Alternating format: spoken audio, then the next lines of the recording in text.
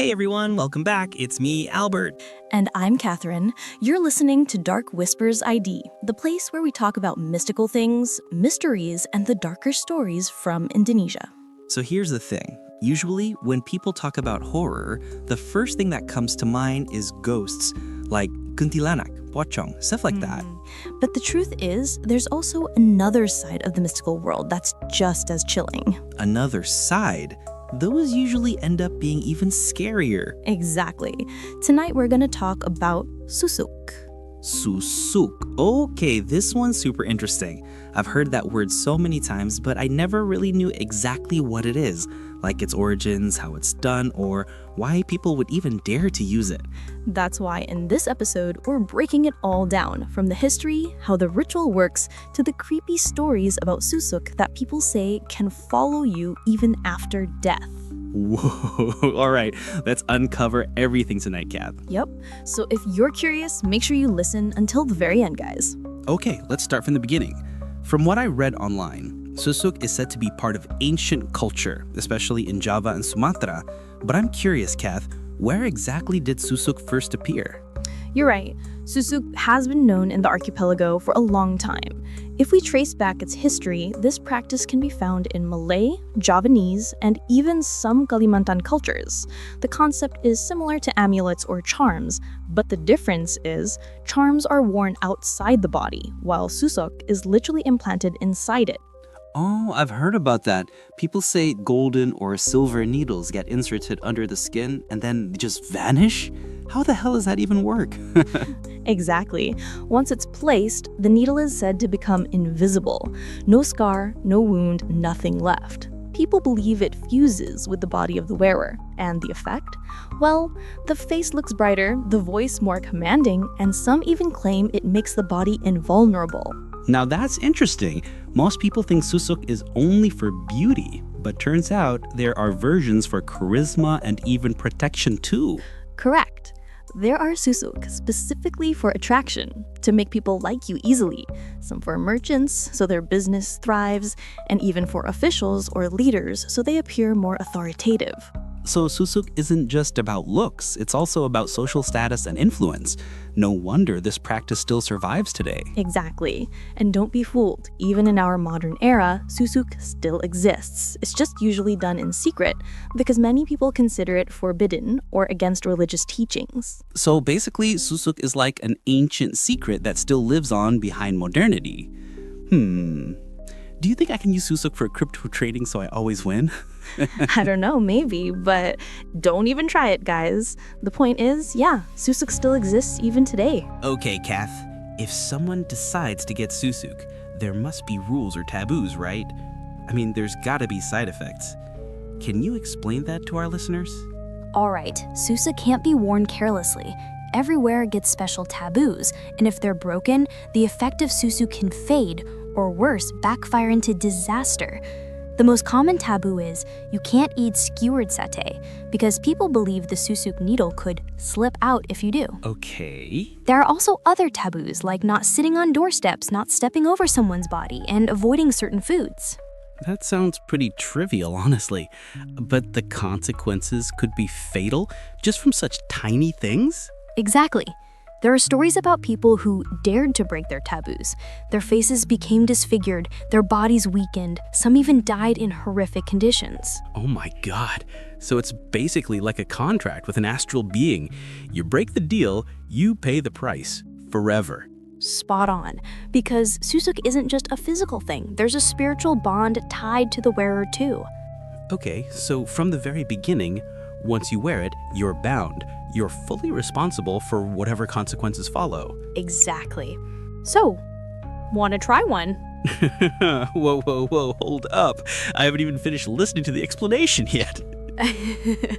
Thought I'd get you there, huh, guys? So, we've talked about the benefits, and you already mentioned some of the risks, but I'm sure the dark side is way scarier. I mean, people always say, nothing comes for free. Exactly. And it's true, Susuk always comes with a price. There are so many real stories where the effects turned against the wearer. Oh, like what? Tell us about some of the cases here in Indonesia. For example, there was this merchant who became super successful after getting Susuk. His shop was never empty, but after a few years, he fell seriously ill. His body wasted away, his face turned pale, and doctors couldn't figure out why. In the end, he died with his face horribly disfigured, like it had been burned. People believe that was the price of his Susuk. Whoa, that's insane. What else? There was also a famous actress.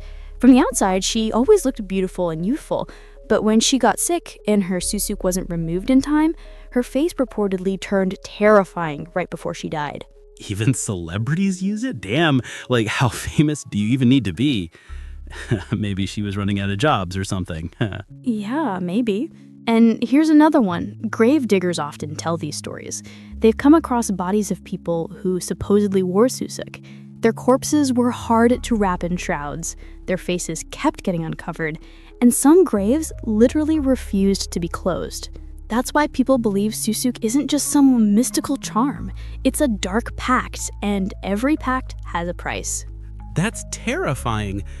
So yeah, Susuk isn't just about instant beauty. It's cursed beauty with consequences that make no sense and end in tragedy.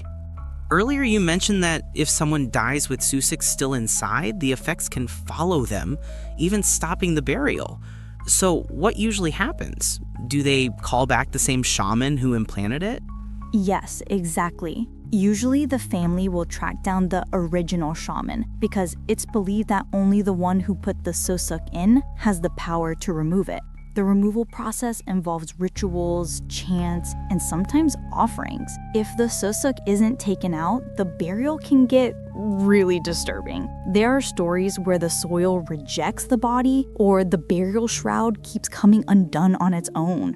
Whoa. So if someone dies with Susuk still embedded, their soul basically can't move on, right? Like they become an eternal sacrifice, forever restless?